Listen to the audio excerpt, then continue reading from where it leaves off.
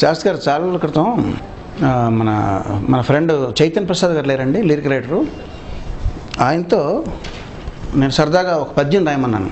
Shake hands మీద పద్యం రాయండి, మనం తెల్లారేస్తే కొత్త వాళ్ళని కలిసినప్పుడు meet mister so and so అంటే షేక్ హ్యాండ్ ఇస్తాను వెంటనే. దాని మీద ఒక పద్యం రాయండి అని అడిగితే ఆయన రాత్రి అంతా కూర్చుని రాసి తీసుకొచ్చారండి. సరదాగా మీకు అది వినిపిద్దామని. తలలోన పొలుసులై జిలపెట్టు చుండ్రును గోరార హాయిగా గోకు చేయి. తలలోన పొలుసులై జిలపెట్టు చుండ్రును గోరార హాయిగా గోకు చేయి. కళ్ళలో పుసులను వేళ్లతో తొలగించి వాల్జూపు సొగసు కాపాడు చేయి. జలుబుతో నాసిక జలపాతమవ్వేళ చీమిడి బర్రున చీదు చేయి.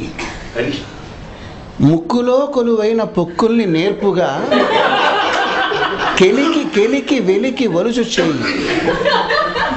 ముక్కులో కొలువైన పొక్కుల్ని నేర్పుగా కెలికి వెలికి వలుచు చేయి. చెవిలోతులో చేరిన గులిమిని చిటికెన వేలుతో చెనకు చేయి. గజ్జలో కొలువైన ఘనమైన మట్టిని గజ్జల సందులో ఘనమైన మట్టిని నలుగు పెట్టిన ఎట్లు నలుపు చేయి. కురుపుల గాయాల దురదల్ని కడతేర్చ బరయంచు బరకు చేయి.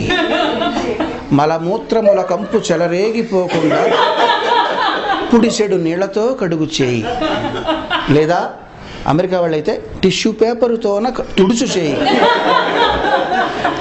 అట్టి ఈ చేయి మర్యాద ఉట్టిపడగా నిన్ను తాకంగా ఇటు వచ్చుచున్నదోయి.